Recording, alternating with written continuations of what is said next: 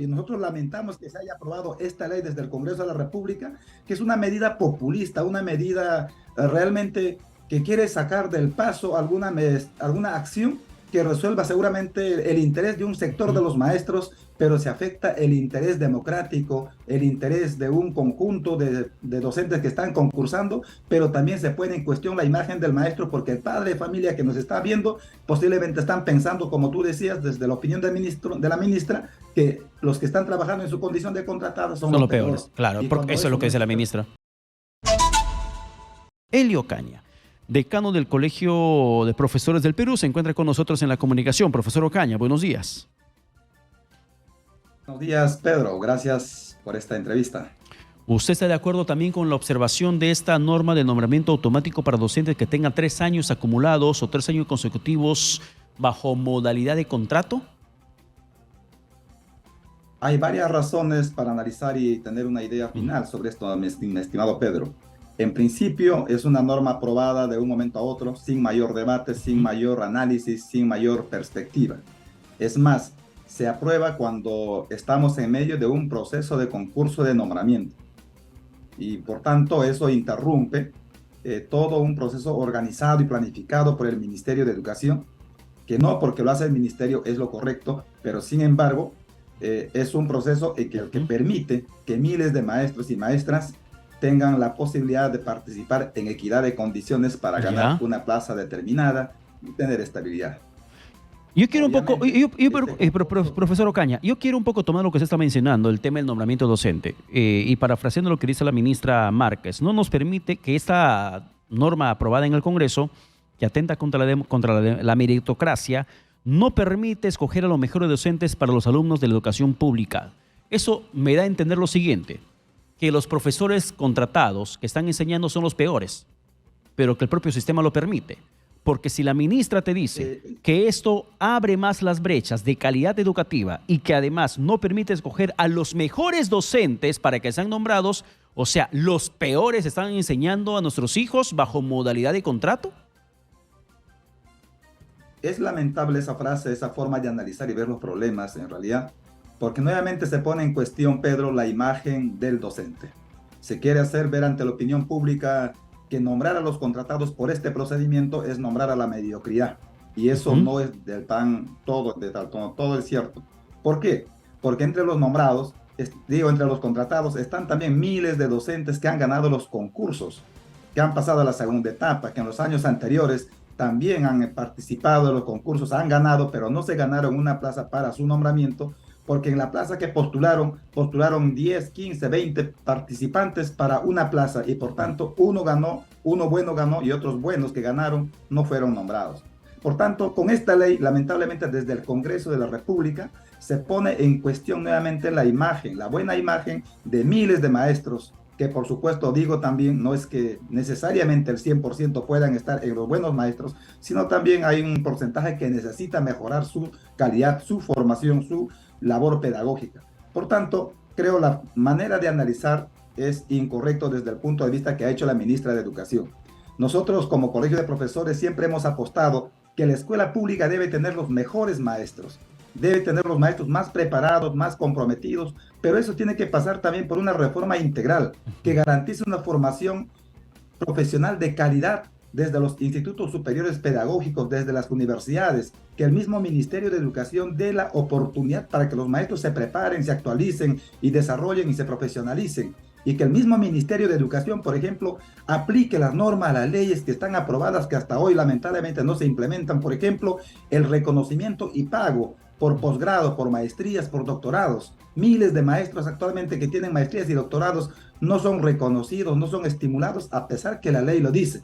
Por otro lado, maestros cesantes y jubilados que han brindado su servicio 30, 35, 40 años de servicio, que se han jubilado el año pasado, hasta hoy están esperando el pago de su CTS, por ejemplo, por decir algo, y por tanto el Ministerio de Educación tendría que preocuparse por esos temas, o también preocuparse el Ministerio de Educación por pagar el 100% de los derechos a los maestros que se le postergaron desde el año de 1992, esto de preparación de clases, y están todavía esperando que haya un juicio, un juez dictamine el beneficio del docente para pagar. Entonces, todas estas acciones hace de que los maestros ya no crean al Ministerio de Educación por más que lo edulcoren sus discursos. De tal manera que, mi querido Pedro, para estimular una buena carrera pública magisterial, tenemos que ver los temas desde su integralidad. Exacto, Nosotros lamentamos que se haya aprobado esta ley, Pedro, y nosotros lamentamos que se haya aprobado esta ley desde el Congreso de la República, que es una medida populista, una medida realmente que quiere sacar del paso alguna acción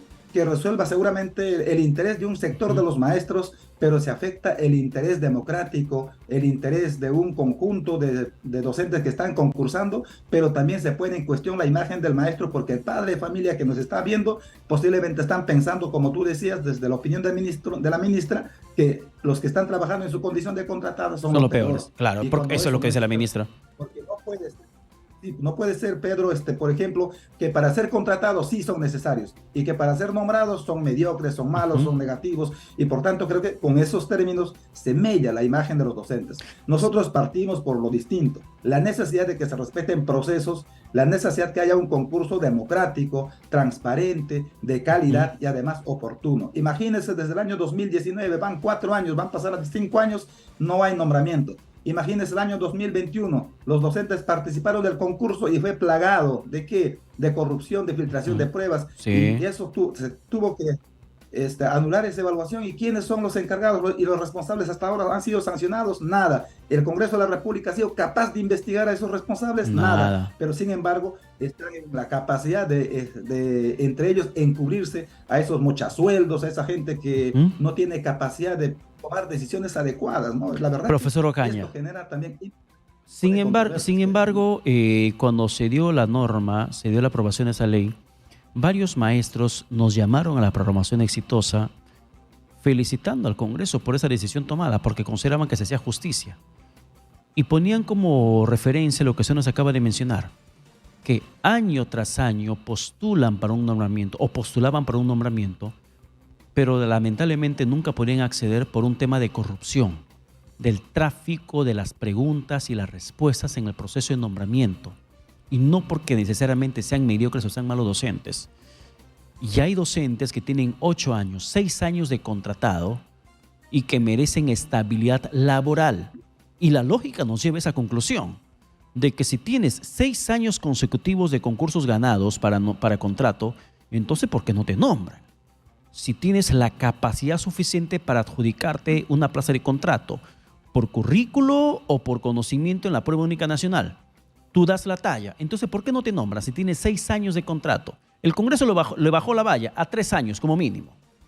Pero estamos viendo que hay profesores que tienen suficiente capacidad, pero que por el propio sistema o por la propia corrupción del sistema en el proceso de nombramiento, que se dio en muchos casos, no en todos, pero en muchos casos, no pueden ser contratados, no pueden ser nombrados, profesor Ocaña. Así es, en eso plenamente coincidimos y hemos también analizado nosotros con un buen sector de docentes que opinan, participan, y eso es cierto. Y por eso decía, tenemos que ver el problema en su integralidad. No puede ser que los docentes que, por ejemplo, para ser contratados sean muy buenos, pero para ser nombrados son mediocres o de mala calidad. Pero nosotros cuestionamos por la forma de cómo se está haciendo en este proceso, en esta etapa. Valoramos nosotros a los docentes que están siendo contratados, habiendo aprobado N veces de los concursos de nombramiento, pero que no lograron esa plaza de nombramiento sencillamente porque no existían las plazas. Por ejemplo, ayer me comentaba un docente que están participando de 5 plazas de nombramiento en una institución educativa X de Lima, pero son 39 docentes postulantes para 5 plazas. Estamos hablando de un promedio de 8 docentes por plaza. ¿Qué significa eso? De los 33 que queden en el proceso, que no hayan ganado ese proceso, van a quedar sin plaza, sin nombramiento, pero no significa que solamente los 5 que ganaron son de buena calidad. Los 33 que quedaron van a seguir trabajando en su condición de contratados, han aprobado y todo ese proceso. Pero la forma de que dice la ley, el proyecto de ley de nombramiento aprobado por el Congreso, lamentablemente corta una serie de cosas. Por ejemplo, nosotros hemos considerado que la experiencia es importantísimo, debe ser una parte de la evaluación, pero junto a ese proceso tiene que haber también la evaluación de desempeño, junto a eso tiene que haber también la evaluación de méritos, junto a eso tiene que haber también de habilidades, de conocimientos, y por tanto, Y esos procesos que estamos indicando están plagados de corrupción. Lamentablemente los docentes también desconfían de estos procesos. Por tanto, el Ministerio de Educación lo que tiene que hacer es garantizar la transparencia, tiene que garantizar la oportunidad.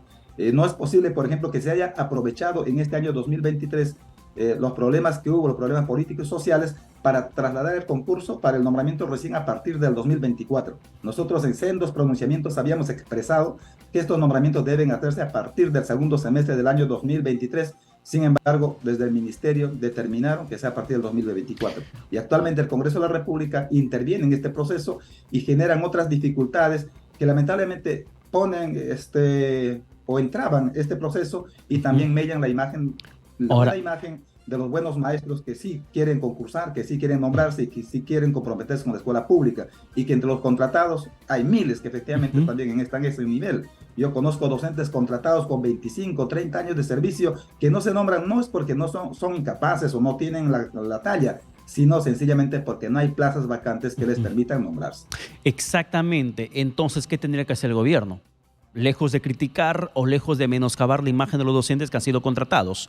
Porque si han sido contratados es porque han tenido la suficiente experiencia curricular que ha sido aprobada, o también accedieron a un contrato docente a través de un examen y dieron la talla. O sea, mediocres no son, malos no son, los peores tampoco son, como lo intenta poner la ministra Márquez.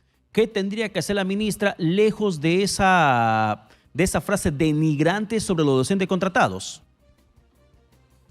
Lo que se tendría que hacer en esta etapa es volver a reevaluar todo el proceso que actualmente se está dando.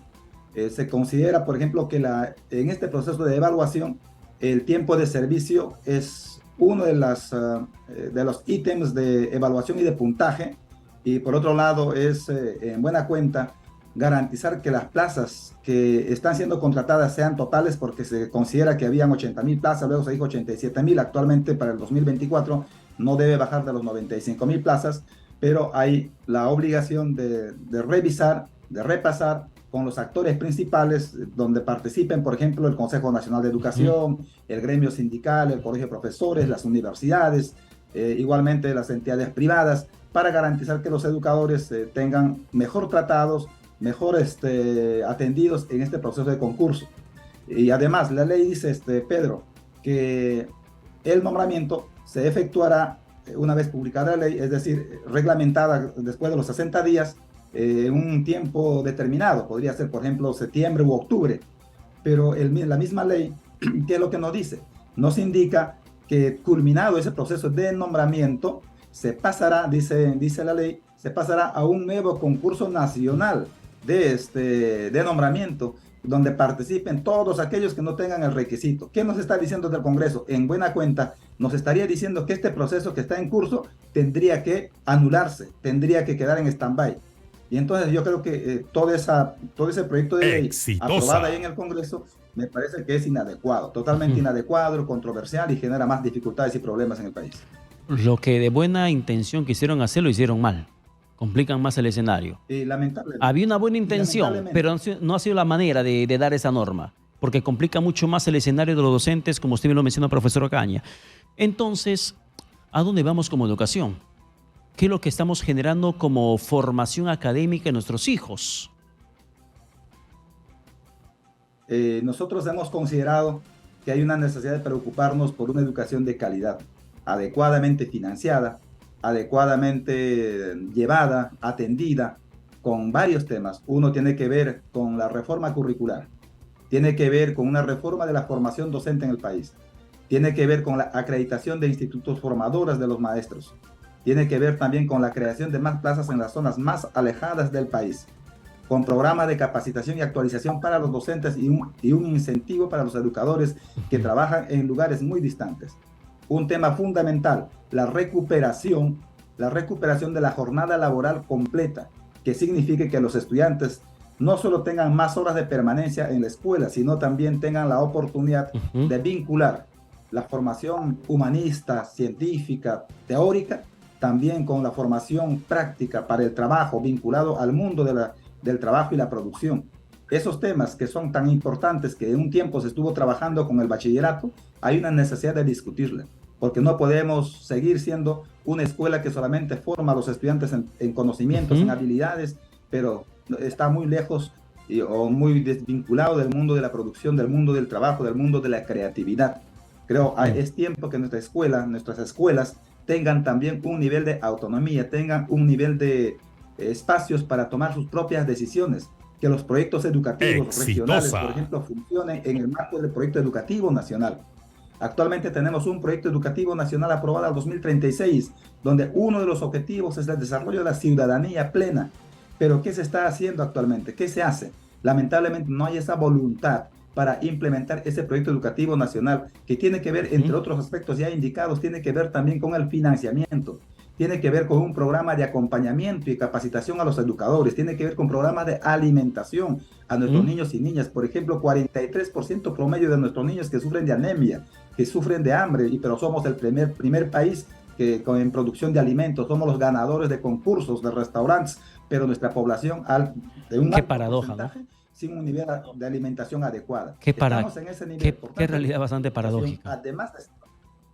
Pedro, además de cerrar con la brecha de infraestructura y los servicios básicos, conectividad y herramientas digitales, necesitamos un Ministerio de Educación mucho más cercano a los mismos maestros, lejos de estar con programas, por ejemplo, que acosen la labor del docente. Tienen que hacer un programa de acompañamiento y garanticen la estabilidad socioemocional de los maestros, y también trabajen con los padres de familia para garantizar un buen proceso educativo. Bien, profesor Ocaña, muchas gracias por la comunicación alcanzada aquí en Exitosa.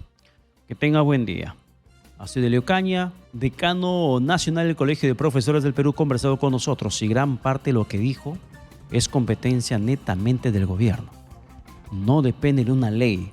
Mejorar la condición educativa, infraestructura, la currícula, el tema alimentario, todo es responsabilidad del Ejecutivo. Entonces, que la ministra le eche la culpa al Congreso por la mala calidad educativa que tenemos en el país es completamente irracional, cuando la solución está en sus manos, en su cartera, para que pueda generar cambios que beneficie el incremento de la calidad de enseñanza en el Perú.